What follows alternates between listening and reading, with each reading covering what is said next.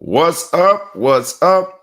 What is up? It's another Friday, another opportunity to get together and record the Ball Hog Sports Talk, where sports, business, and entertainment collide. You know what it is. It's an experience. It is an adventure. It is entertaining, and it is coming to you right now live because it's another Friday.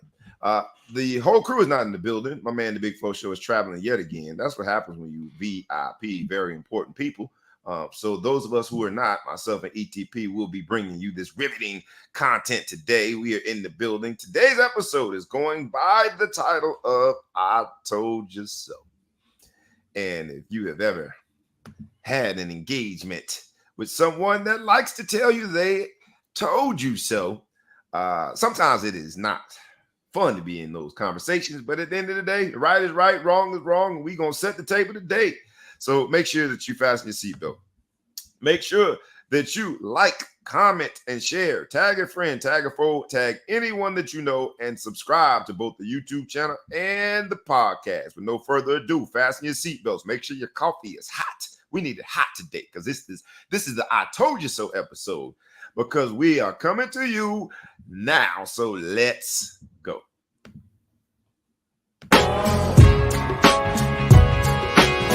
Wake up, wake up, wake up, and stay woke.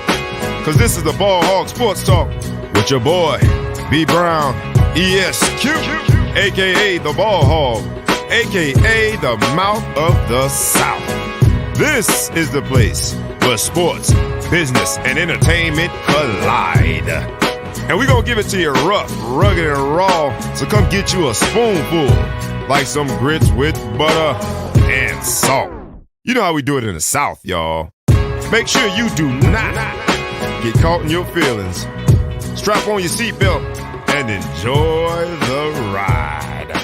Come on, let's go.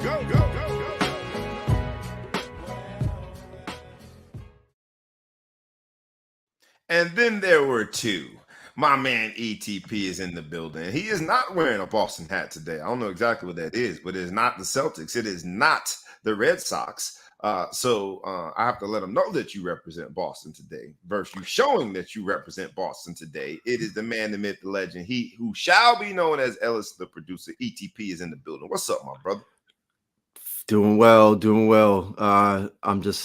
It's a bittersweet day. I'm very happy that there's no snow in the New York, New Jersey area, but I'm very sad that there's no flow in the Ball Hog Sports Talk I like area. that. I see what you did there, man. See, you know what I mean? They tried to say these New Yorkers try to claim everything hip hop, but yeah, I like what you did there, Beantown. I like what you did there, man. You know, I'm from South Florida, baby. We just got that bass and that funk. You know what I mean? We won't worry about all the lyrics. You know what I mean? Throw that bass in that thing and let's dance. That's how we did it when it comes to hip hop. But yes, we always miss the Big Flow Show. So he is I can't say where he's at because not everybody likes Big Flow like us. So we can't tell you his location, but he is traveling, and hopefully he tunes in at some point like he did last week. Let's hop in, man, because it's I Told You So episode. What's up, my man Shelton Jordan? And I'm saying what's up to one of our live audience members that is commenting. So we are encouraging everyone. Again, please like, comment. Please tag a friend, tag a foe, tag anyone that you know, and subscribe to both the YouTube channel and the podcast. We love when you comment because it helps us sort of take arguments in different directions. More opinions are better. It's like the barbershop. Everybody has an opportunity to express themselves here at the Ball Hog Sports Talk. Let's hop in because the I Told You So episode is based on the fact that you told me so. You know, this is how it started. You know, when we do these prep shows and we get ready to bring you Ball Hog Sports Talk, every once in a while, you know, you get this moment where I don't even want to log in because I'm afraid that I'm going to hear those famous words, and those famous words were hurled at me today by ETP.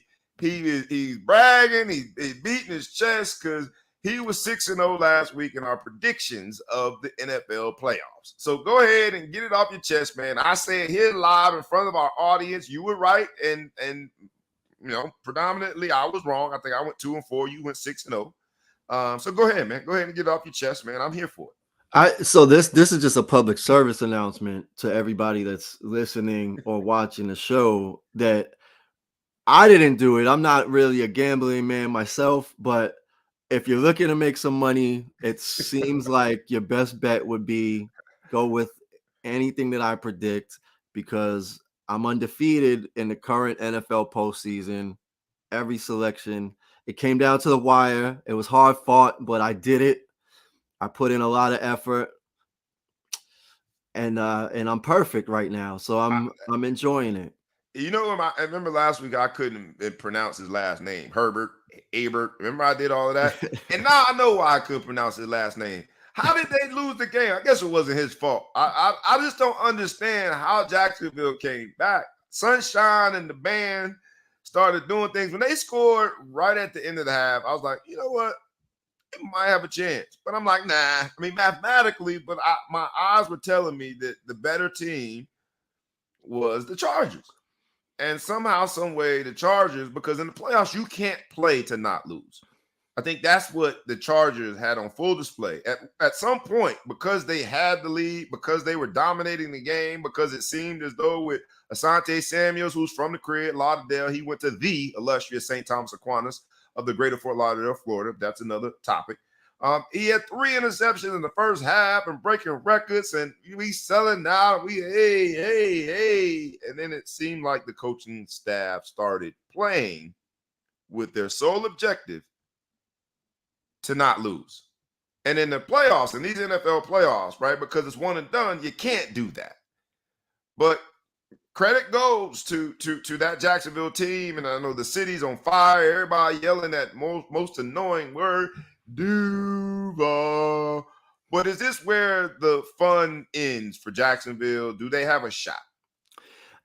If they weren't playing Kansas City this week, I'd give them a shot. You know, I said it last week. Trevor Lawrence is a cold-blooded winner, right? And he went from throwing 4 picks to throwing 4 touchdowns and turned that whole game around. So, you know, at the end of the day, when you try not to lose against Trevor Lawrence, who's not used to losing, other than, you know, his early entry into the league, which comes with the territory, you're gonna meet your fate. And like I said, the Chargers are historically known. They sent Drew Brees away for Phillip Rivers, so I don't have any any trust in their judgment. But yeah, I think they just went with height, and that didn't work out so well for them. But you did mention that Sunshine. I'm gonna call him by his name. I'm sorry, Trevor Lawrence, who celebrated at Waffle House, which is the most Jacksonville thing you could probably do after boss status. Walked in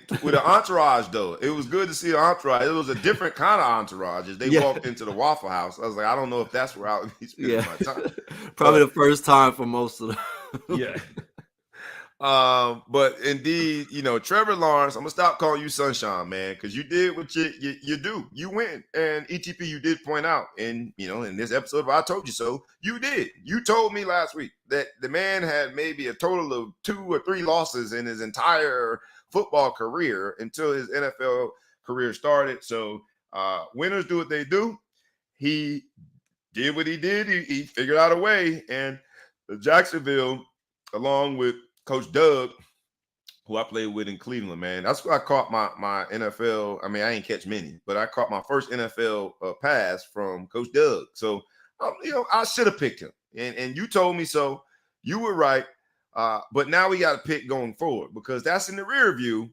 Who's your prediction? Jacksonville going to Kansas City. Who wins that game? Can Sunshine pick up? Can Trevor Lawrence, I'm going to put respect on that man's name. Can Trevor Lawrence figure out another way to do the unthinkable like he did starting around the 3-minute mark of the second quarter? He figured out a way to do the unthinkable. Can he do it again in Arrowhead? So the only because there's now a lot of eyes on my statements because of all the waves I made with my perfect selections. I want to pick Jacksonville just to be provocative, but you can't have a shootout with Patrick Mahomes. They could weather that storm even if Trevor Lawrence is able to right the ship and get everything together offensively. So I'm going to go with Kansas City. You're going Kansas City. I'm going to be contrarian, but also fool me once, shame on you. Fool me twice, that's a shame on me. And Trevor Lawrence, you fooled me once. You fooled me into thinking that you were just hair and hype. But now that I see that you are actually somebody who there's no way they were supposed to win that game. And looking at this game, there's no way they're supposed to win this game. And I'm going to bet on Trevor Lawrence, man. I'm going with Jacksonville with the upset to proceed to the AFC Championship game. I'm sick of seeing Kansas City go to the AFC Championship game. So some of it is personal. I just don't want them to go back. I think the city of Jacksonville, Duval, Florida represented. And it was the first time ever that 3, not 1, not 2, but 3 Florida NFL teams were all in the playoffs. All 3 of them. They went 3 for 3. So I'm hoping that one team can hold on because the city of Jacksonville, the state of Florida needs them to. Come on, Trevor Lawrence. I'm going with Jacksonville in the upset, which would be a huge upset, but so was them coming back from such a large deficit. We have the NFC East because while I talked about 3 Florida teams, the other stat that stands out is 3 out of the 4 NFC East teams made it to the playoffs. Now, if you're the one team that didn't make it to the playoffs, Washington Commanders, you ain't commanding nothing. You home, trying to figure it out. But I digress. We won't have P-Funk on anymore. Hopefully he's watching and he's in pain, knowing that his team is the only team in the NFC East that didn't make it. But all 3 teams now move on. Philly with the bye, Dallas and the Giants with the win. And now you've got 2 of the teams matching up. You've got Philly with all the momentum.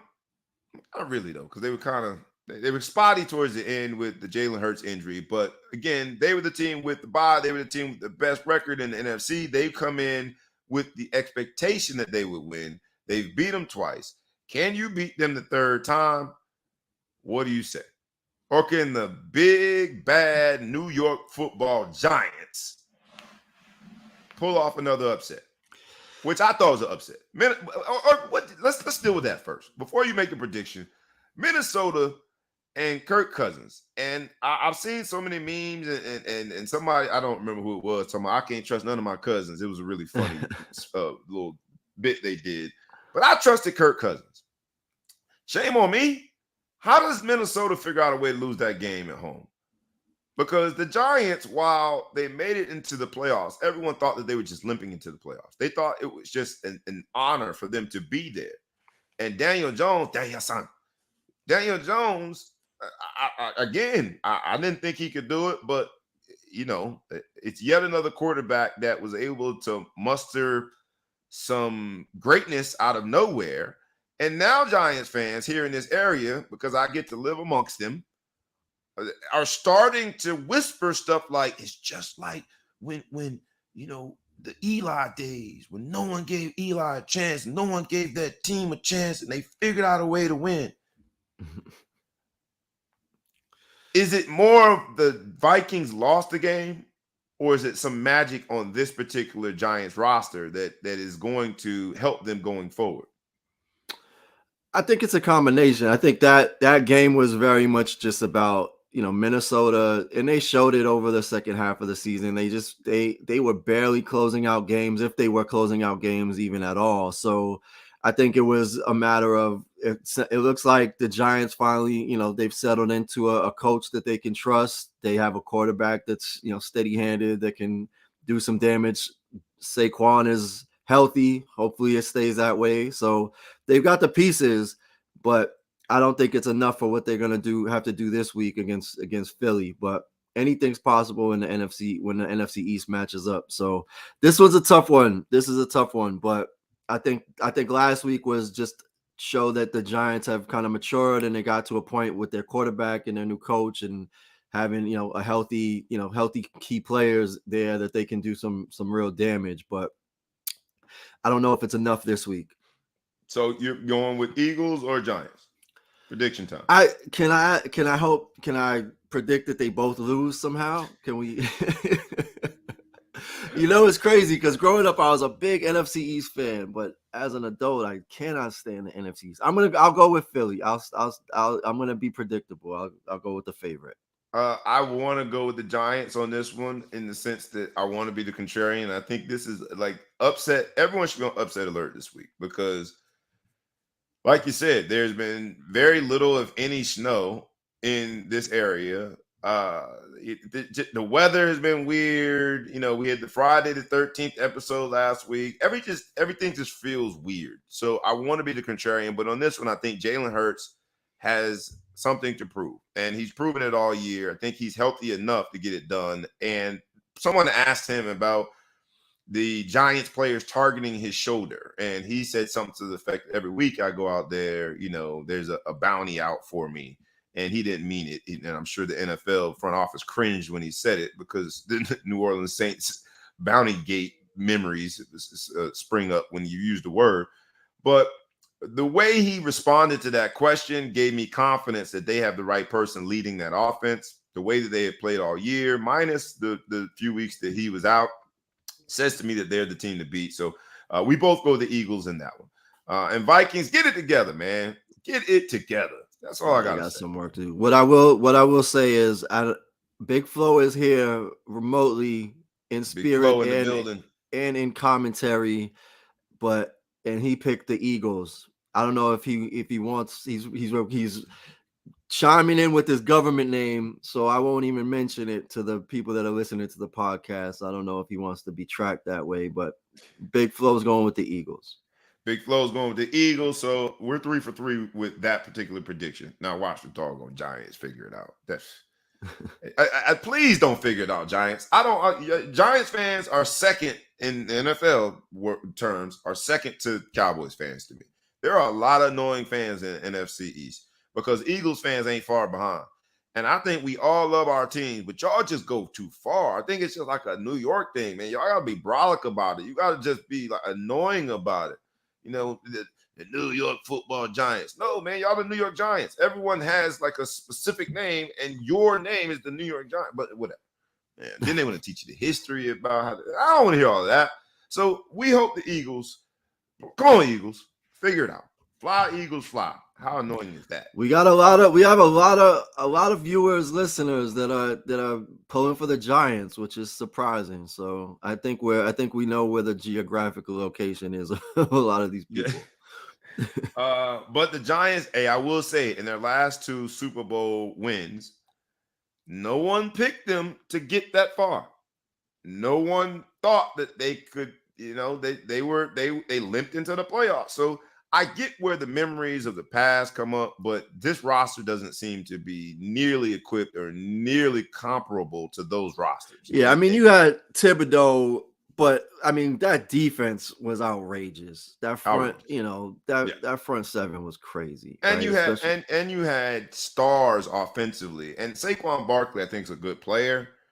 And when healthy, a star. He has star moments, but I'm not certain that he could carry the load all the way to the Super Bowl. We shall see, though.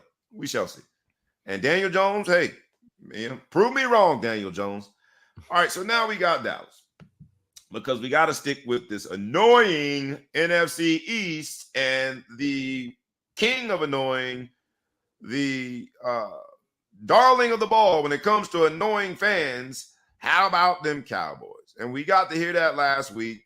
The Cowboys, who you picked and said that they were going to win finally and get the monkey off their back and then do another 20 years of irrelevancy when it comes to NFL playoff football. They did what you said that they were going to do in this I Told You So episode. And in doing so, they beat the GOAT. And I never picked the GOAT. I am a Tom Brady hater, self-proclaimed and very proud of it. I picked the GOAT. And the one time I picked the GOAT, he does the one thing he's never done before. He loses to the Cowboys. So it looked very pedestrian in his effort, but it also looked like the running game was terrible. It also looked like he didn't have a lot of weapons around him. He did throw a red zone interception that was very costly. Let's do it in 2 parts. Let's talk about that game and its implication on Tom Brady and his future, and then quickly get into sort of what do we think going forward and whether or not the Cowboys can continue their momentum in the playoffs. What did you think about the game? What does this mean for Tom Brady? And have we seen the end of an era? The GOAT. I mean, this man is 45 years old. Every year at this point, he had a rough year. This was a rough year for him on all fronts, personally, professionally. I think there's a chance that he might actually hang. I mean, he thought about hanging it up last year. And he had a MVP level season. He had a great season, but this year he's starting to show his age. He had a rough, rough situation. Nobody knows the extent of it. So he might just want to go buy an island and retire and just live life, till his end of days a little bit. No, he less got a stressed contract out. with Fox, or who gave him? Oh yeah, what is he gonna be making? $10 million a year or $20 million a year? Some crazy Fox. Someone's got to break that down per word. I mean, per word that you utter as an analyst. He's getting paid per word at this point. We used to do word counts. He's getting paid per word. I used to hate them doggone word count essays you had to do for school. And this man here, 10 mil. And he has never proven that he can do what he needs to do in the capacity of that career. God bless him, man. Not God once. bless Tom Brady. Not once. Like, doesn't even give impressive interviews. He's got Belichick type interviews. They are as dull as possible, but someone thought it made sense to have his face on their network to get 10 million. So even when you're losing, you're winning, Tom. So I hope he does go off into the sunset. I'm trying to think of any athlete that retired and came back from retirement and it worked out for him. Jordan. Do you think of anybody? Like, they retired. Jordan, and the first time. That wasn't a retirement. I mean, it wasn't. We know that in retrospect, but it was at the time. Jordan, but he's different. And because he went and played baseball. He went and did something different. He was just curious and all the stuff with his dad. Like, that was, they called it a retirement. All right. Gronkowski, does that count? How many years did he come back? That was one season he came back when they won in Tampa? I thought he played for 2. Did he? I guess. But even then, I mean, he wasn't the same Gronkowski. And, he got a Super Bowl ring out of it. So how can I say it wasn't successful? It just seems as though when people ride off into the sunset and they get a little unnerved by the fact that they don't have a set schedule, they get a little unnerved by the fact that they aren't walking into the locker room or into the dugout or whatever it might be and having that camaraderie with their teammates. Or I don't know what they get unnerved about, because I mean, these are great. So they still have the fanfare. They still have people asking for autographs. They still are recognized when they go into the airports and whatever the case might be, in the restaurants. But yet and still, it seems as though they can't get over the itch and they have to come back. And Tom Brady is yet another example of it, because your example, Jordan, I'll give you that. But the fact that you qualified it the first time, to me, is overridden by the second time. He had the most iconic shot to end your career, to win a championship. And Utah Jazz fans will say that it was an offensive foul. But what better way to ride off into the sunset, and yet he couldn't overcome the itch to come back? Tom Brady, bro, you were playing MVP level football. You had a supermodel wife. Everyone who wanted an endorsement of any kind, a spokesperson of any kind, and would pay someone to be that spokesperson would hire you. You had a $10 million job or whatever. The numbers don't even matter to him. Maybe it does after the FTX fiasco. But anyway, I digress. So I actually have a couple others. Was it money? In my group chat, my one of the brothers in my group chat tried to say because of all the money he lost in FTX, that's probably why he came back. It can't be money, because money doesn't matter to him anymore.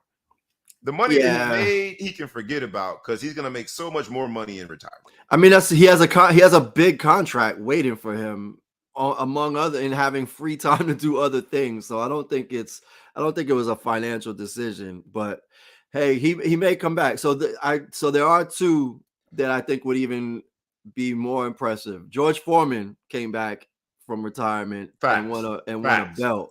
Yes, he did. Yes, he did. and ran the heavyweight He division. did, and changed what heavyweight was. I'll give you that. Great one. I like that answer. And Randall Cunningham came back and won an MVP with the Vikings, didn't he? That was Retire? after retirement. Did he I, retire from the Eagles? I I didn't think know he he retired. retired. That we'll put an asterisk there. I don't want to put out any false information, but George Foreman for sure. So it's possible. It is possible, but so we're at about 99.8% of people that have tried to do it have failed miserably, and you've come up with the outliers. But I don't think in that time, if he leaves, I don't think he's coming back, right? Like, what's he gonna come back at 47 years old? And So he's got his decision is you're the stand or you're going, but he can't retire and come back out of retirement. I've heard rumors that because of the uncertainty at the quarterback position in San Francisco, and because that's where he's from, that's where he might end his career. I don't know, man. When I saw Joe Montana in Kansas City, there's so many examples of guys trying to do, all right, this is gonna be my last hurrah, and it rarely works out, right? Because there's chemistry that you need to figure out. It's just at 45, will be 46 at some point in the next football season. What is the camaraderie? What are you talking, right. about to a 21-year-old receiver? Like, Right. y'all ain't hanging out. Talking to their parents. Exactly. Especially now, like literally, like Tom Brady's a single man. Like, hey, yo, bro, can you introduce me to your mom? Like, right. It just doesn't seem right. It just doesn't seem right. I think you made a good point though. I think it's about, it has to be the perfect scenario for him to make it worth it, right? Like him coming back and fighting for a playoff spot, or it has to be exactly what he did in Tampa Bay. He made he was part of the executive decisions to build that team, and he was able to bring a whole lot of talent there, and they were able to get it done. So if he's going to continue on, I can't imagine he wants to go through another season that he just had. So if there's not really a spot for him, I think he walks away. I don't think he plays just for the sake of playing. He play at this point, and he has been playing for years at this point for the reason, like he's playing to win a title. I don't think he loves the game as much as he loves the process of the game to win a title. Like that's what he wants. Well, look, if indeed he's done, I'll put my hater hat aside, or I'll turn it backwards for a second and say, job well done, my man. Job well done. If that's the last we saw of you, job well done. Even at 45 and well beyond his prime, they didn't lose that game because of Tom Brady. That roster just wasn't equipped to win. They never really had a chance. And, in this episode of I Told You So, I guess there's two forms of it. I told you so in terms of how about them Cowboys? They will, in their minds, I told you so. This is our team. Did you see that with these Cowboys? It was tough to see against the Bucks because the Buccaneers, again, that entire division shouldn't have been in the playoffs. Buccaneers just happened to, they chose the short straw, and they were the ones that got to actually advance into the playoffs. So when these Cowboys, how about them Cowboys? Them annoying fans start, chopping, bopping off and bopping their gums about it. Is their version of I told you so? Did we see any substance to that? Did you see a Cowboys team that looked like it was equipped to make a real run in the playoffs? I mean, well, so to your point, they beat a team that was sub 500. So the idea of, I don't know that you could consider this more the equivalent of like a preseason playoff game playing against a team that's not even 500.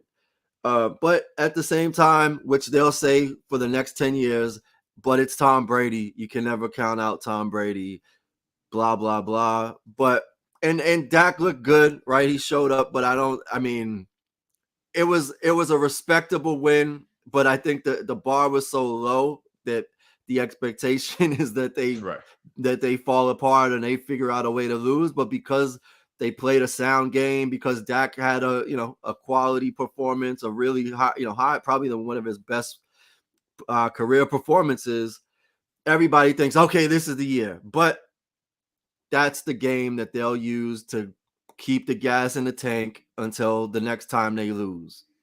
Yeah. And on the other side of I told you so, do the people, and I like that one. My man Glass Bart says Tommy Maddox retired and did well for Pittsburgh. And did you see that one too? Greg Harris says Brady doesn't count because retiring for 25 days is not a retirement. That's a vacation. Fair. Yeah, I don't even think they give you the watch that fast. They don't even give you the watch. Right? Yeah, they don't even measure you up for your jacket yet, and they don't size you for the watch yet. Yeah. 25. There's still stuff in your office that they haven't cleaned out yet.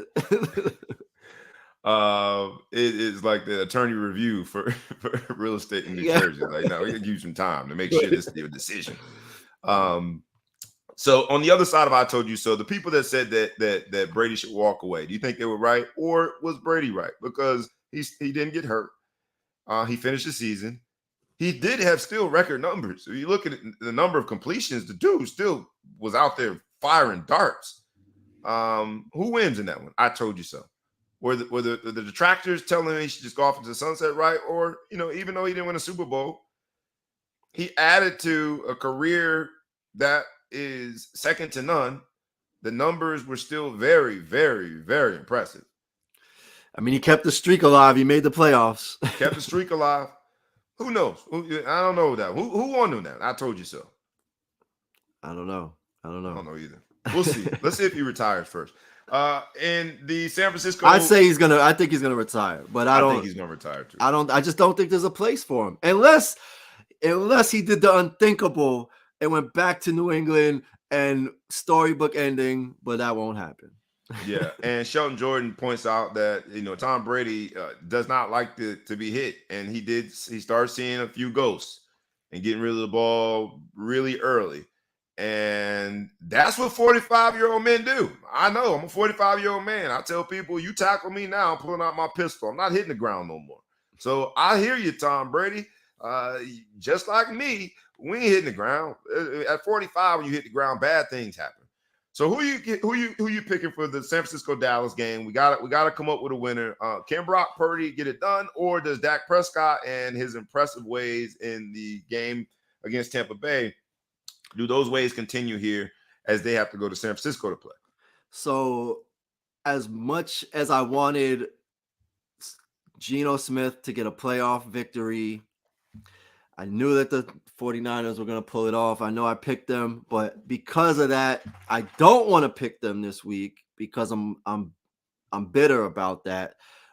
But it's the Dallas Cowboys, so I'm going to have to go with San Francisco. The offensive firepower is crazy. Their defense is top notch. I can't see either sides of the ball really being able to compete from Dallas's standpoint. I got to go with you on that one. So now the previous week, we didn't agree on any of them. Now we agree on two, because I got to go with San Francisco only because I can't let the word Dallas come out of my mouth when it comes to predictions, because that just can't happen, man. And I didn't see, while people are talking about the results of his completions and his touchdowns and his efficiency in the game, Dak Prescott still looked to me, when I'm watching what he does in the pocket and when he moves and how he moves in the pocket and the decisions that he's making, even the touchdown, there was a lot of them. I think the third touchdown, he comes out of the pocket, he throws across his body. The result was a touchdown, but he wasn't throwing to the person that caught the touchdown. I'm like, it was luck, right? And so that's just a bad decision, because you're in the red zone, you're in scoring range, you don't throw the ball across the field, across your body in that situation, because most times that's an interception. So some of his decision-making still leaves me questioning whether or not he's the quarterback that can indeed get them to the point of a Super Bowl again. So I can't pick them. I'm going with San Francisco. Brock Purdy, while he did struggle in the first three quarters against Seattle, they figured out a way to win. I picked Geno Smith. You picked Brock Purdy.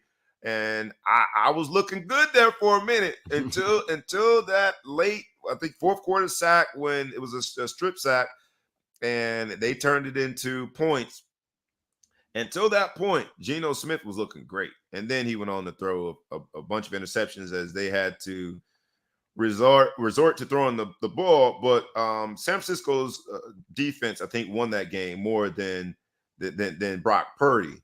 But I'm picking Brock Purdy and San Francisco to win against Dallas. So should be a good one. Last one, Bills Bengals. We saw, the Bills beat a third string quarterback in the Miami Dolphin team. The Bengals beat a Lamarless Ravens team. Who wins this game? They got to go to Buffalo, and weather is normally a factor. I don't know that it will be this week. Can the Bengals continue their hot streak? Because at one point I did give them credit for being the hottest team in the NFL. Do they win this game? Or, and we got to remember, right? This was the game that started it all off. The only thing that changed is the location. The Damar Hamlin tragedy and watching a man being revived on the field, right? A lot of memories are going to be conjured up with these two teams going on the field together. That was going to be the game that decided where the AFC was heading. They didn't finish the game.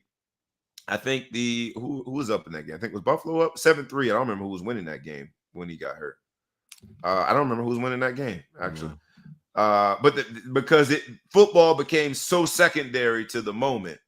And now you've got these same two teams vying for a spot in the AFC Championship game. Who you got? So Shelton Jordan, definitely appreciate the consistent support, and I'm going to agree. So he's saying that the Bills are going to take it because Burrow's O-line is a disaster. That's my main concern is I think 3 of the starting offensive linemen are out. So the thing about it that's crazy is this could go any way. The NFL loves this. This is like the most theatrical element, and this is why people love sports, right? This is the storybook side of it, and I think there's just going to be a lot of charged energy on both sides. I think it's going to be competitive. I think it's going to be a really emotional, and everybody's going to leave it on the field. The Bengals feel a little bit snubbed. The Bills are emotionally charged, and they're playing for their guy who almost lost his life on the field. So it's going to be a tough game, but I'm going to go with Buffalo at home. And I imagine Damar Hamlin, because he is at home in Buffalo, I imagine Damar Hamlin will be at the game. I can't imagine he's not. I imagine there'll be a tribute. I imagine there's going to be so much emotion in this game. But I'm going the other way, man. I think the Bengals figure out a way to beat the Bills, although they're on the road. And here's why. Watching the Bills against the Dolphins with a third-string quarterback, the Bills just seem to be a team that struggles doing what they are capable of doing because they're not mature enough yet. There's a lot of immaturity to me. Like when I say immaturity, they're not getting in off the field situations. I'm talking about on the field. It looks as though that they don't realize just how good they are. And at moments they seem to still think they are last year's team. And I think that's going to get in their way. Because in this particular game, there's going to come a moment where their maturity is going to get you through a difficult situation. And I don't think they're mature enough to take that next step yet as a team. I love Josh Allen as a quarterback, but I think he's the captain of immaturity when it comes to on the field decision making. He does stuff that I'm like, you're too good for that. That was 2 years ago, Josh Allen, not this year. You're like MVP level type Josh Allen now. And so I'm going with the Bengals just because I think the Bills are just, they have immature moments. And I think at the most inopportune time, when you aren't a championship caliber team from a mentality standpoint in the playoffs, you lose. And so I'm going with the Bengals to win it. Yeah, I mean, that's a tough statement after seeing what Josh Allen did in a shootout against Kansas City when they went toe for toe in the fourth quarter. I can see what you're saying, but he's also stepped up and maybe come up slightly short, but he's a phenom. I think he's ready to get there. We'll see. We'll see. And I think this is the game that'll be the litmus test of that. Let me be very clear. I love Josh Allen. his physical attributes, his ability to make plays both with his arm and break the pocket and make plays with running the ball is second to none. If you have half a yard and there is, I don't care if it's a defensive tackle, a linebacker, and the easy one is a defensive back. If you got half a yard, he's going to drop his shoulder and he's a football player. So Yeah. let me say that my statement about him has nothing to do with his physical abilities. And I love him as a quarterback. He is prototypical of what you want as a quarterback in today's football. But the jury's out, man, in terms of his maturity. And I think that there's a sort of this, I don't know, it's just sort of it ain't football, right? It's an intangible that he has to show me that he has it, because he's got everything else. From a tangible standpoint, he's got all of it. We've got to see from the intangible standpoint, the thing that made Tom Brady who he was. I want to see if Josh Allen has it, and this will be the week. He'll be at home. There'll be a lot of emotion in that doggone stadium. We'll see if he's able to win it. Yeah. I'm going to and Joe Burrow, in contrast, I think Joe Burrow has proven for sure that he has it. Cool as the other side of the pillow, as our guy used to say. So those are our predictions. You guys weigh in. Please like, comment, share, tag a friend, tag a foe. Continue to weigh in. Let's hop into some NFL decisions, man, because in this episode of I Told You So, there are a few things. We talked about Tom Brady. Let's get into some other decisions, because when Tom Brady's Tampa Bay Buccaneers went out there and had a very pedestrian effort against Dallas Cowboys, it seemed as though people were looking for someone to blame. And that blame, if the recent decision tells you anything, that blame fell on Byron Leftwich. Byron Leftwich was fired. Byron Leftwich, the same person who could have taken the Jacksonville job as a head coach. Byron Leftwich, who in terms of the Rooney Rule has probably been the hottest coach, second to or maybe equal to Eric Bieniemy and what's our guy? Now you got D'Amico Ryan. You got some hot names, young coaches. But Byron Leftwich, I think, is always at the top of that list when it comes to interviewing diverse candidates for head coaching jobs. That Byron Leftwich didn't step down. That Byron Leftwich didn't leave for another opportunity. That Byron Leftwich didn't go separate ways. That Byron Leftwich got fired. And we talked about it last week and talked about being unlucky on Black Monday. When our show was on Black Friday, the 13th, we talked about being unlucky as a black man in the NFL, because you don't get to part ways. You don't get to decide your fate. And here it is, maybe the hottest of all hot young black candidates when the head coaching job become available. This man just got fired. Yeah. What do you think about the Byron Leftwich decision? I know some people and a lot of people are pinning it on Tom Brady, like he is Tom Brady's scapegoat. But it just seems as though a lot fell on his shoulders. A lot of the blame went to him, and I don't know why. Yeah, it's crazy. We talked about it in, the problem is there's always going to be this race issue elephant in the room when it comes to coaches in the NFL. Yep. And we talked about it with Lovie Smith, right? Like, somebody that goes from taking a team to the Super Bowl, competing in a Super Bowl, and then having to get downgraded to being a coordinator. Then you basically get pawned into a head coaching position for various other factors. And then you get fired before you even start, playing the last game of the season, and then get blamed for winning the game. Like, the fall from grace is crazy. Like, the credit that you get for poor performance as a black coach versus what you get for stellar performances is light years. It's like Byron Leftwich had no security. You could win a Super Bowl and be 1 or 2 years removed, and they'll get rid of you just because you had a poor performance, and you still made the playoffs. Right. I mean, I've heard friends, and again, I think very pure-minded, well-intentioned friends say to me, well, yeah, but I mean, Byron Leftwich is different because he got fired by a black head coach in Todd Bowles. And I very politely let them know that sometimes personnel decisions aren't really the head coach's decision. Sometimes those decisions are mandated by people much higher than the head coach and say, hey, look, man, it's either him or you. And right? that's exactly right. And if there's a lot of situations where it's either him or you, and you don't even necessarily need to be told that, right? But you need to find somebody that you can pass that responsibility on to Especially take when that your L. leash is short.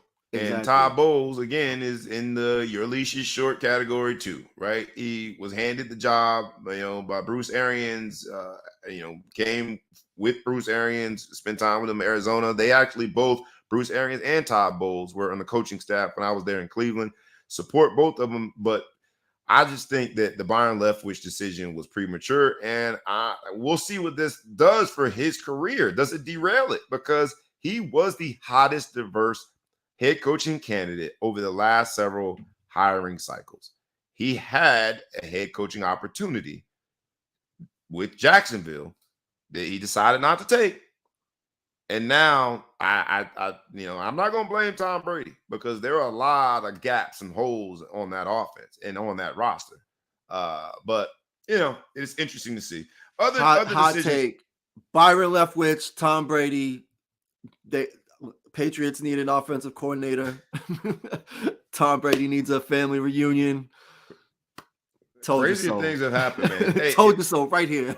Hey, I was about to say, I told you so. If indeed that happens, we are taking full credit. Y'all make sure y'all shout out the Ball Hawk Sports Talk, the man ETP, because he was the one who first told you. If that happens and pigs start flying at the same time, you know what I mean? You got to give us credit, right? I told you so. Here on the Ball Hawk Sports Talk. That might be a good prediction there, man. I kind of like that one. It's the ones you don't expect that you need to expect. I mean, nobody thought Tom Brady was going to go to Tampa Bay, right? You're right. Hey, crazy things have happened. He knows his way around New England. He knows the coach. And they absolutely need a doggone offensive coordinator because what they did this year was don't do that no more. Come on, Bill. Don't do that. Have yourself a signal caller. Let's ask the quick question, and I told you so because I told you so with the diva-dom of Aaron Rodgers. I said this was going to end horribly, and it did. They didn't make the playoffs. Aaron Rodgers played horrible in the last game, which deemed them out of the playoffs. And now he's answered questions horribly when it comes to whether or not he's going to come back. What's your prediction in this episode of I Told You So? Aaron Rodgers, does he go back to Green Bay? Does he go somewhere else? Does he retire? He seems to he seems to be trying to eliminate that third option of retirement and walking away from the game, which means that he wants the suitors to keep suiting if indeed that's what he's looking for. But he seems like that, and someone on ESPN is like, man, he's like an Instagram model. He just needs attention. What's up with Aaron Rodgers, man? Because the decision needs to be made. He has to make it first. Does he want to be there or not? What do you think with Aaron Rodgers? I think what we've learned is he doesn't want to leave Green Bay, or he doesn't have any intentions of leaving Green Bay, and he doesn't have any intentions of retiring. He just has a really terrible way of negotiating with management, and he doesn't actually get what he wants. But I mean, he got a whole lot of money, but in terms of personnel and support and all of that, I mean, there's all these limitations, right? They lose Devontae Adams. It's a mess.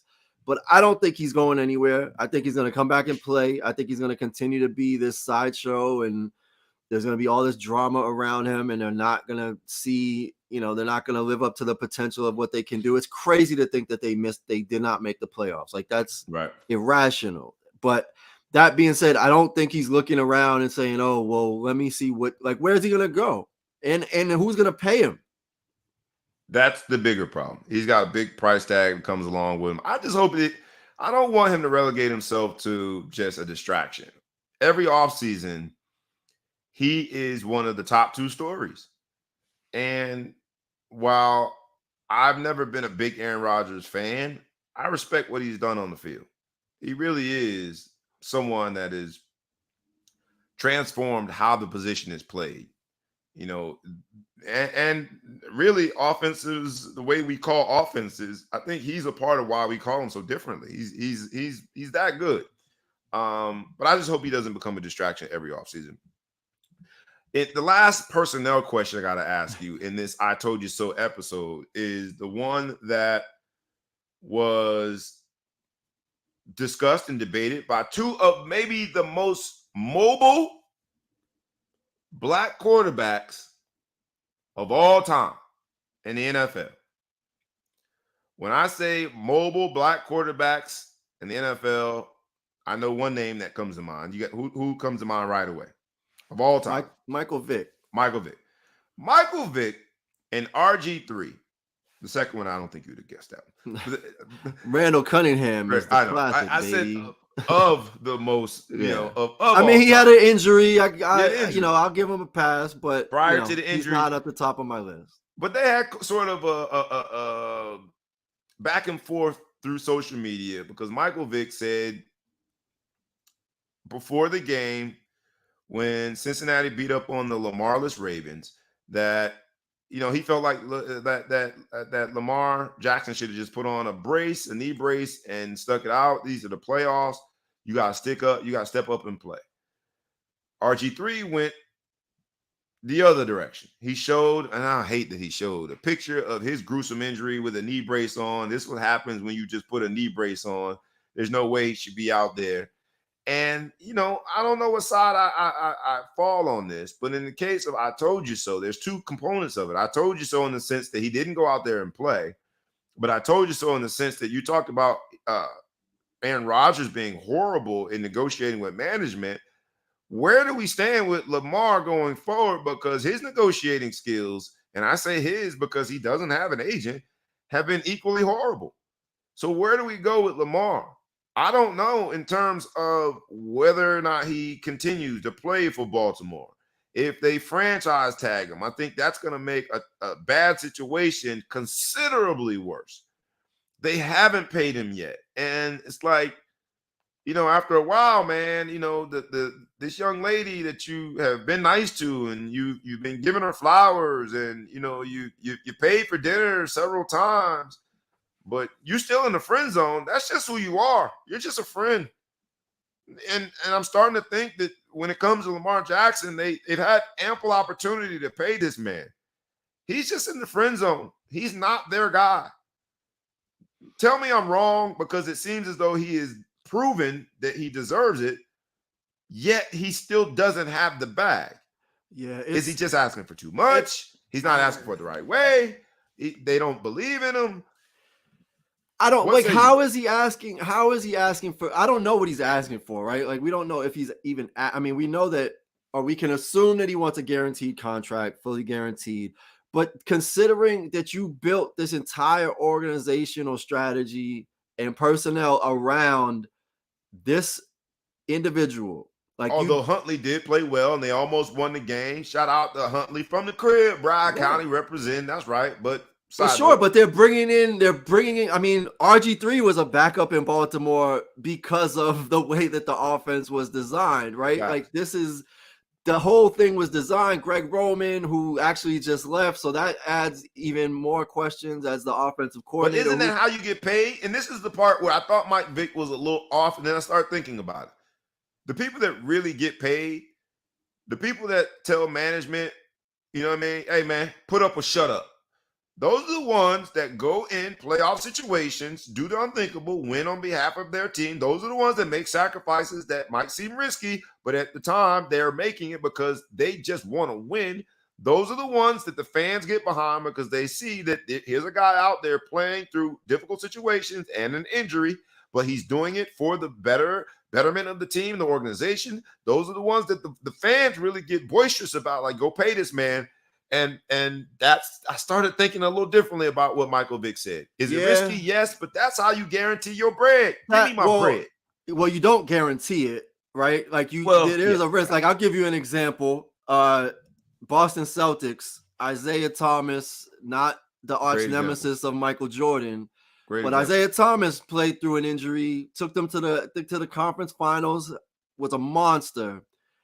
And they let him go and then he barely has played in the NBA since, right? So I think it's a generational thing, right? Like, Michael Vick is of a generation where, one, the money that we're looking at now is like starting to come on. So it was more about, like, it was less of like this corporate protection, where now, like, everything is a business decision. Like, everything in sports is a business decision, because it's not just like a potential few million. Like, it's hundreds of millions of dollars, right? So that's where I think there's an issue. But the other piece for me is like, if you were gonna sit out ever, you should have just held out at the beginning. Like, I don't understand. I still am baffled. Like, what is the objective? What is Lamar Jackson like?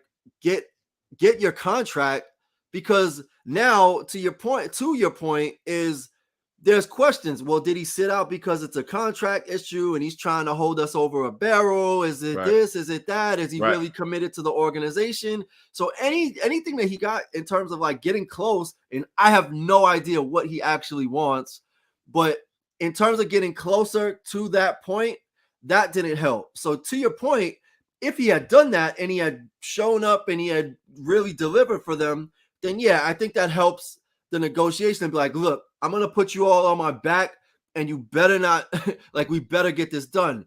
But that doesn't seem like the approach that he's had from the beginning, because if that's the case, he would have sat out a long time ago to get the deal done. Yeah. I hope it works out for him, man, because I think he's a generational type player too. You talked about the different generations, how they approach everything, but he's a generational, once in a generational type player. So, and also from Broward County, from the crib. So good luck to Lamar, man. But I like that. Our live viewer, Mike Zarn, says Lamar is committed to Lamar. I like that. But what does he want? Yeah, that is the weird thing. What does he want? And the fact that you don't even hear rumors of exactly what he's asking for. At one point, I thought he was just waiting until some of the big contracts got paid out. But now we're in like the next iteration of those big contracts getting paid out. It's like at some point you've waited too long. I hope he does not outwait his window. And luckily, thankfully, he didn't get hurt this year. Nothing serious. But it's now or never. Get off the shit or get off the pot. Yeah. For both sides, Lamar and Ravens, because that's becoming a melodrama, just like Aaron Rodgers. Yeah. We're going on 3 seasons. Yeah, where we're still wondering. Even the franchise tag now, the fact that we're even thinking about that should happen 3 seasons. Like, what are we doing here, people? So pay the man his money. But the thing about the NFL is they don't pay. There ain't no back pay. They ain't going to pay you for them 2 years that you carried the Ravens on your back. They forgot about that. They look forward. So we'll see what happens with Lamar. Let's hop into a few quick topics, man, before we get out of here. We're winding down. I had to get to Ed Reed because in this episode of I Told You So, Ed Reed went on a rant where he used some expletives, but he said what he said with his chest, with a video. And Ed Reed was talking about the conditions, and they were horrible, the ones that he showed at Bethune-Cookman.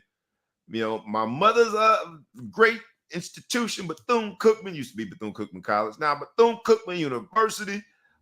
Does Ed Reed have a point? And he said, the stuff at HBCU is real. Now, I think Ed Reed, because Ed Reed, I think in social media terms, is very similar to Ed Reed playing on the hashes. He ain't backing down. So some of the profanity was because he was reading in real time the responses, and he started using some profanity. He apologized for the profanity. He apologized for it as he spoke it away as passion. But he also said that he was trying to expose what's really going on in these HBCUs. There have been others that have called for his head and say he should be fired, and use this as an example of why HBCUs should not follow the Coach Prime model and hire these celebrity Hall of Fame NFL coaches, because they don't really get it. They don't understand the HBCU experience, and they're using it. And some would say, taking advantage of it for their own gain. What do you say, man? And I Told You So episode, is Ed Reed right when he said I told you so and showed it? Or are the detractors right? I told you so. You can't hire these Hall of Fame coaches because they just don't get it. They don't really understand the HBCU experience. I don't think there's anything untrue necessarily about what he's saying. I think the question, because he's basically pointing out the organization or the program is underfunded, and he's also talking about the mentality of people that are in decision-making positions, which, the reality is, and this is no negative statement about HBCUs are clearly great places and put out and develop great talent, but the reality is they are primarily government funded, and there are major universities that have disbanded or dissolved their sports programs, football specifically. And I'm not talking about HBCUs. I'm talking about predominantly white institutions. Boston University did it. Boston I remember. University, I went to Northeastern University, not as big as Boston University in terms of prestige, but disbanded. Like, it's not uncommon that football teams are essentially divested because they don't have the funds and the finances to, if they're not making the money, if they don't have a network, if they don't have sponsorship deals, it's a loss leader, or it's at least not making the money that they need. And so with HBCUs, because they're underfunded, the idea that they're going to invest and put a lot of money into their football program when they're underfunded against all of the other pieces, and generally need to make sure that the education and the academics and the resources around that are supported, then the sports programs are going to be limited. So I don't think that he's pointing out anything that's untrue, but the other side of it is the people in executive decision making are generationally used to essentially getting government support, right? And when you're talking about getting donations and getting support from a government system, that can foster a mentality where you become more dependent, and they'll also become potentially complacent about the status of what your organization or your institution is. So I don't know that that's true, but I can also understand that perspective. My question with all of it: who is he talking to? Like, what's his intention of putting this information out into the public, and who is he asking for help from? Like, I don't understand. I think he was venting. I think he was. If I had to answer that question, it looked as though he was just venting. It looked as though he was trying to show, similar to Dion, that the conditions are really bad, and you need to see it in order to believe just how bad it is. And the fact that he divulged on that same live feed that I'm not even under contract was in response to someone saying, "Well, you're the head coach." And he was doing back and forth. Ed Reed is the model example of someone who should never do a live feed, first of all. Like, because the emotions that he has, he's not gonna be able to hold those back. And so I think that's all he was trying to do, is say, "Hey man, we need help here." And he But did from it. who? Who is he asking? Who's he telling this to? I think he was saying it to both the administration, like, "Hey, this is unacceptable," but also to the same alum base, the people that you need in order to generate that revenue, in order to make sure that there's enough support there, that you aren't completely and utterly and unequivocally dependent or solely dependent on government funding. There needs to be a market there for people to consume. There needs to be the TV contracts, that all the things that Coach Prime was able to get done at Jackson State. And this is where I go back and forth with people who say, "Oh man, it was all about him." Nah, man, he did a lot of great things for the city of Jackson. He did a lot of great things for Jackson State. Right. So I think that's what he was saying. But just as fabulous and amazing and wonderful as Coach Prime is, and articulate in the way that he markets himself and goes in with passion and things that he's involved in, he could run a branding agency with how he does things. Right. He's on one end of it. Ed Reed's on the exact opposite. I disagree with you. I agree with most of what you're saying, but the irony of it is Ed Reed actually just picked up the baton, or took the baton from Deion Sanders, when on his way out, all he started doing was criticizing the limitations and the deficiencies of HBCUs, right? Like that, and that's what Ed Reed said in the Instagram. He's like, Coach Prime was right? So we talked about this weeks ago, where it was like, why is Deion Sanders basically lighting things on fire as he's leaving? And now we see that the result is you have people that are less attuned and have less expertise with marketing, branding, communications, that are taking that last message and thinking that that's going to be something that creates some positive impact, when in reality, who are you asking for help? Who are you Fair. giving this message to, right? Like Fair.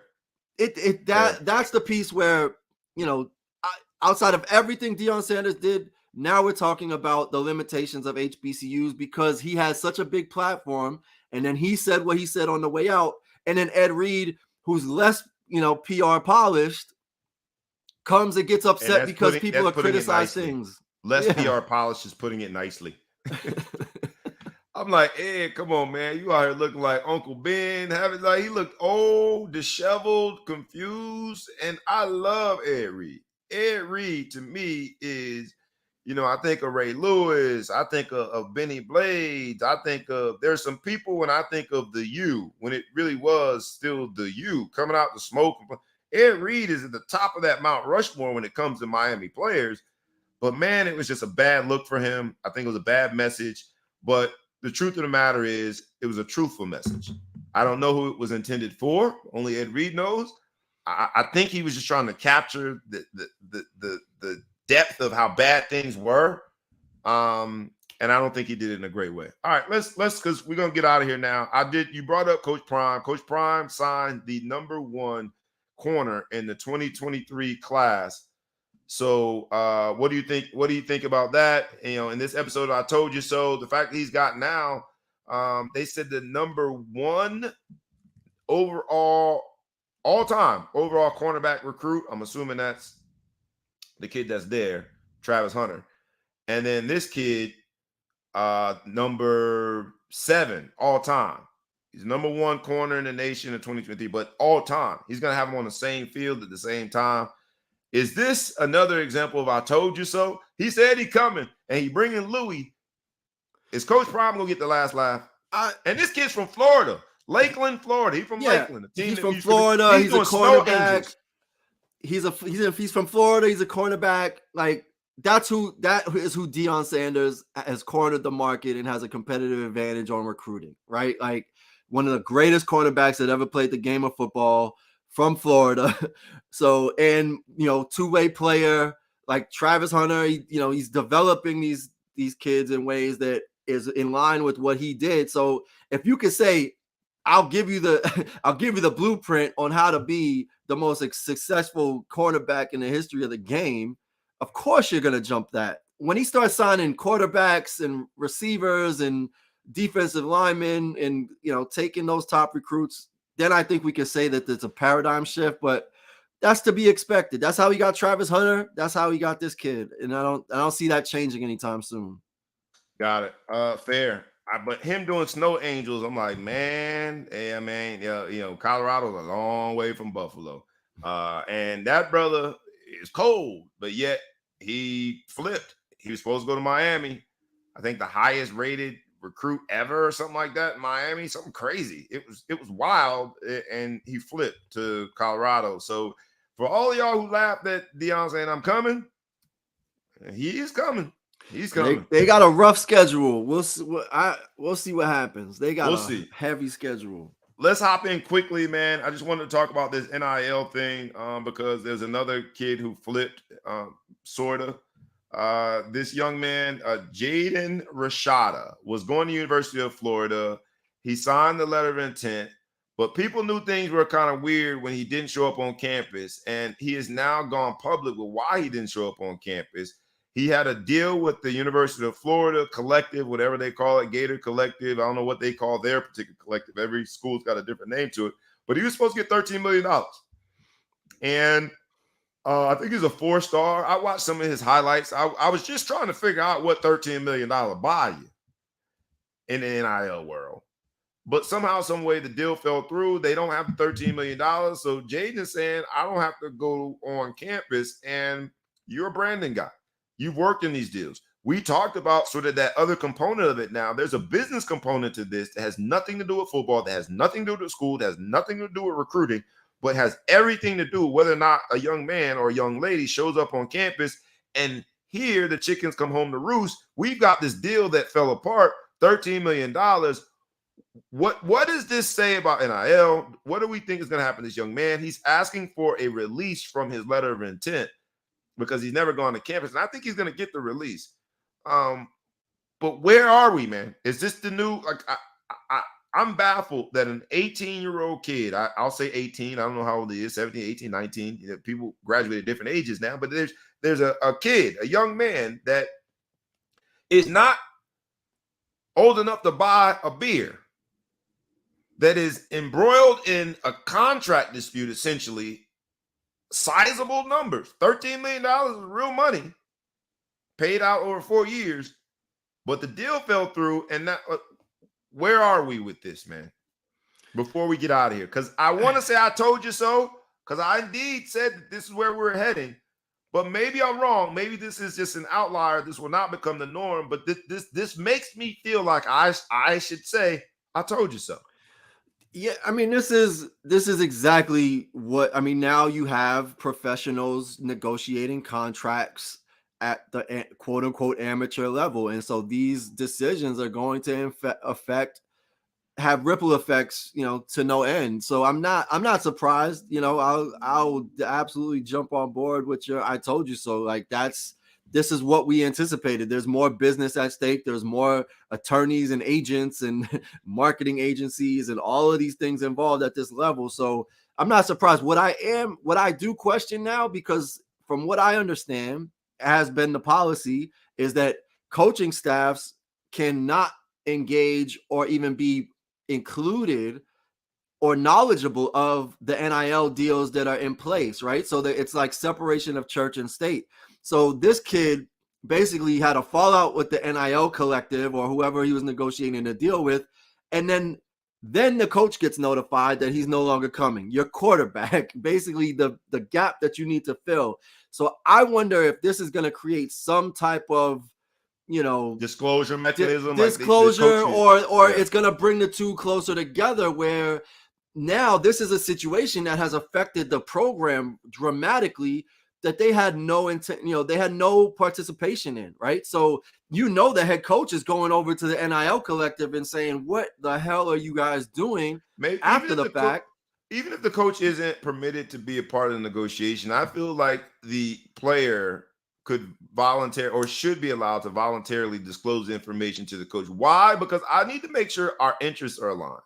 I need you to understand that I'm coming, and a part of my decision not only is, your scheme and knowing that you're going to throw the ball, whatever, 40 times a game, but it's $13 million involved too, bro. Because I just want you to know that. And so we understand that there's just like, whatever your contract is keeps you there, University of Florida, or attracts you somewhere else, that you go somewhere else. I want you to know that $13 million was attracting me to play for the Gators. I think the player should be allowed to voluntarily disclose that to the coach, so at least everyone's on the same page. Yeah, but then it opens up this can of worms that then now basically they're just negotiating salaries at this point, which the irony of it is they're negotiating salaries anyway, but they're trying to pretend like it's a separation of the amateurism and the professional nature of marketing, when in reality they're one and the same. So to your point, the one thing that they're regulating is actually probably the most detrimental functionally and logistically of adding in NIL into an amateur sport. Like the fact that the coach is having to just accept the results of a separate negotiation, that negotiation doesn't exist if that player is not coming here to play the game that they are supposed to be playing with that letter of intent. This is why the NCAA got it wrong, trying to kick the can down the road and create a third-party payer for what is long overdue. The NCAA got it wrong. They should have made the institutions be the house of all of it instead of it being some fabricated NIL deal. They should have just created these doggone, endowment situations. This position is endowed to be the quarterback of the University of Florida, and it is sponsored by fill in the blank with that same third-party payer that is now negotiating the NIL deal. It could be sponsored by the collective. But let's stop pretending that all the money that's coming into college football should not be paid to the people that are generating that revenue. And by making a third-party payer the solution, what we did was we kicked the can down the road because we didn't want to deal with the elephant in the room. And now the chickens are coming home to roost. And this is, I think, the beginning of the end when it comes to amateurism. And the NCAA is going to have to face this doggone can they kick down the road. And that's just my opinion on it. And I hope that he gets the release from the letter of intent. Now the NCAA has to make a decision. Does he get the release or not? Because this is a contract issue, and it sounds very professional to me in amateur space. So we'll leave on that, man. In this episode of I Told You So, you know, everyone's going to keep us and hold us honest to those predictions. My man ETP and I were together today doing our thing. And so it's you know, one of those situations when you say I told you so. The saying itself, right? Informally used. Merriam-Webster says, informally used to say someone that was right about something, especially when that person disagreed. And that's how my predictions came out. I disagree with ETP, but he was right. But some of these same things when it comes to NIL, when it comes to Coach Prime, when it comes to HBCU conditions, right? We said these things, and I got to come to I told you so. The last one is this transfer portal, and I'll leave you with this one because this story, I think, blew my mind. A young man, Quan Proctor, posted a picture on Twitter of him in a Savannah State uniform and saying that I'm entering the transfer portal.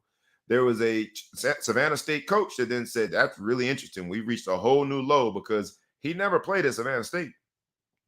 Turns out that he went to another school in North Carolina, Levinstone or something, never played at Savannah State. He never played at Levinstone either because he said the conditions didn't meet his expectations. This kid was a big-time recruit at some point. He had Marshall, I think East Carolina, had some schools, and then went to Levinstone State. But the only college picture he had was Savannah State. And why am I sharing that story? Because I think the Quan Proctor story in the transfer portal is indicative of the same thing we just talked about in NIL. I told you so. We knew we were going to get to this point where there's a whole different level of insanity, and you can't put these sort of decisions in young people's hands and think that they're going to be mature about this outlet, this go-to that is the transfer portal. And while it seems ridiculous that Quan Proctor is the subject of all of our ridicule, and I'm glad he went on Twitter to clean it up, it seems as though from a generational standpoint, we're doing an injustice to these young people by even having the very loose, unregulated process of the transfer portal. I just think that the adults in the room need to come together and make it right. And so I'll leave you with that. On this episode of I Told You So, we did our thing, my man and I, ETP and I, with Big Flow Show, sort of chiming in by way of the comments. We ask you humbly, like we ask you every week, please like, please comment, please share, please tag a friend, please tag a foe. Let me get that right. Tag a friend or tag a foe. Tag anybody that you know. And please subscribe to both our YouTube channel and our podcast. ETP was in the building. I am your boy, B Brown, ESQ, a.k.a. the Ball Hog, a.k.a. the Mountain South, a.k.a. Mr. Excessive Celebration, a.k.a. Breezy. This has been the Ball Hog Sports Talk, the I Told You So episode. We cherish your support. We thank you from the bottom of our hearts. And yes, we do ask you to like, comment, share, tag a friend, tag a foe, tag anyone you know, and to subscribe to the YouTube channel. But we do appreciate your support. So we'll see you here next Friday. Have a great weekend. And with that, we is out. Peace.